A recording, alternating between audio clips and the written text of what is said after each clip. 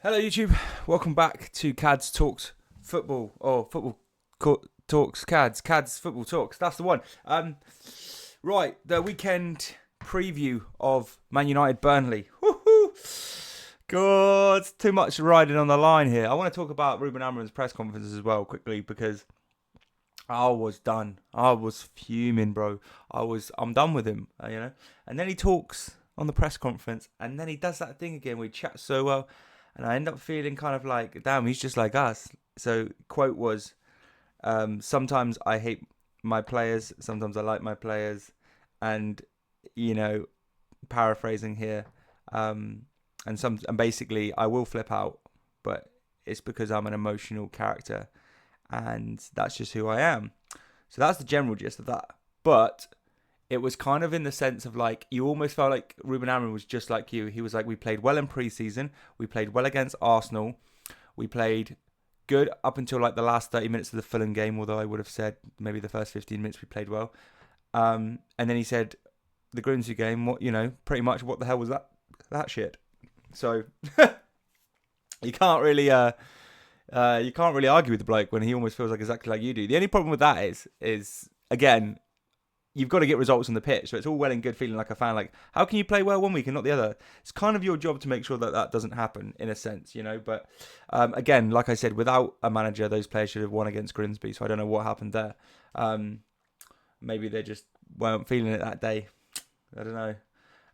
Anyway, I don't want to go over that game because it just makes my blood boil. But the weekend preview of Burnley, we have to win. I say that every game. I don't even believe that we'll win. I got to be honest. I'm so fed up that I don't even think we'll win. Or if we do, it won't be convincing and blah, blah, blah, blah. I was saying to myself, as long as we play like we do against Arsenal all season, we'll be great. And one game a week. I can't believe we're out the Carabao Cup. I'm just thinking about what competitions we're in, the FA Cup and the league. Okay, you finish top four and win an FA Cup. I'll forgive you, but I can't see that happening. So, so I think what Amorim will go. I've got it won't come up on the screen because I haven't got that setting going on at the minute on this one. But so I think at the back he'll go Luke Shaw, Mateus De Ligt, and Yoro. I'm hoping he puts Tom Heaton in goal. I think any other goalkeeper is not acceptable, but I'd probably assume he might go with Bayern Dia.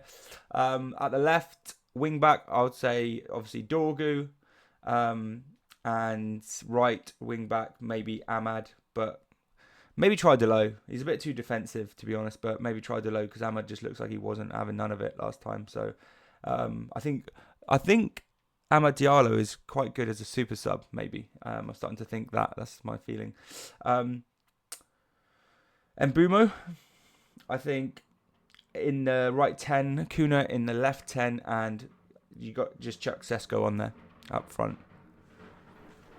Bloody hell, someone pulling their bins in. In the midfield, I want to see Bruno and Mainoo, hopefully.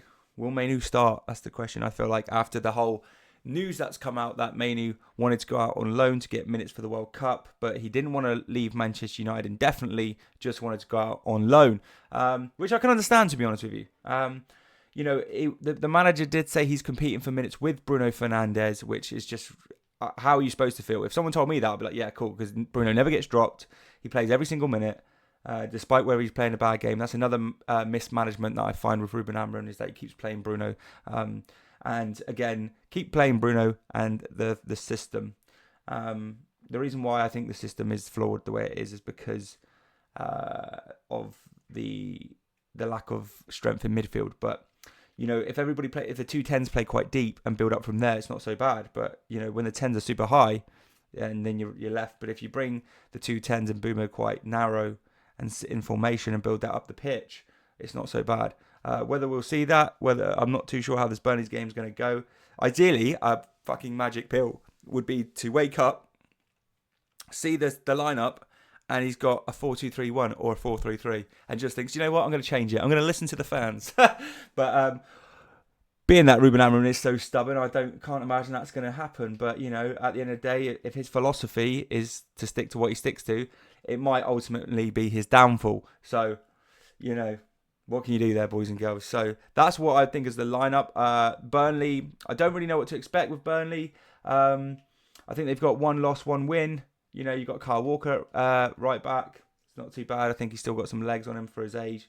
I'm not too sure. I think there's a left winger, which Yoro's going to have to watch. I think he's their best attacking player on the counter attack. But you know, if Burnley go 1-0 up, they're going to sit deep and they're going to absolutely love it. So we need to get the goal first, to be fair, and hopefully the Old Trafford roar will help. But I'm not too sure how we're going to react.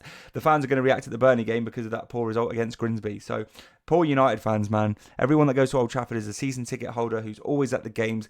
They've got to try and pull out their support from nowhere because you never have anything to go off. You just have to cheer for that game. And, you know, if we'd had a good run of games so far, that atmosphere would be electric, like the first game of the season when all the hope was there. I mean, Old Trafford is a magical place, man. I love going there.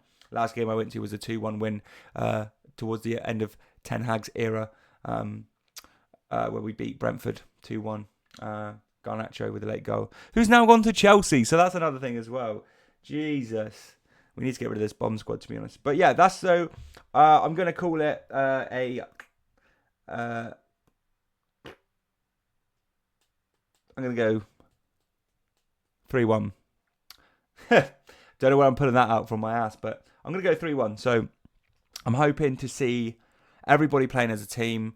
I want to see some fight. I want to see pressing high. I don't want to see people scared sitting in the back five. Just because it can go back to a back five, I don't want to see that. If anything, just keep those wingers up high and play to the strengths. You know, play to the formation strengths. So yeah, let's hope and pray, guys. You know what I mean?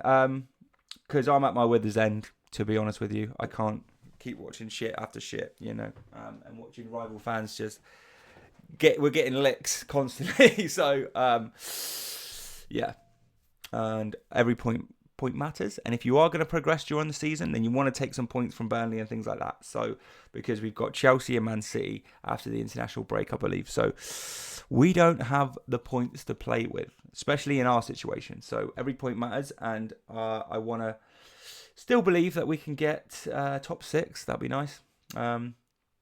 Which feels embarrassing to say when, you know, for so many years I was annoyed if we weren't going to win the league. Like that time that we missed out to City and then won it the year after. So yeah, didn't know what I had till it went. But yeah, anyway, guys, let me know your thoughts and opinions down below in the comment section. Make sure you get involved, hit that like and subscribe button. I appreciate all the support, guys, and I'll see you in the next video. Bosh.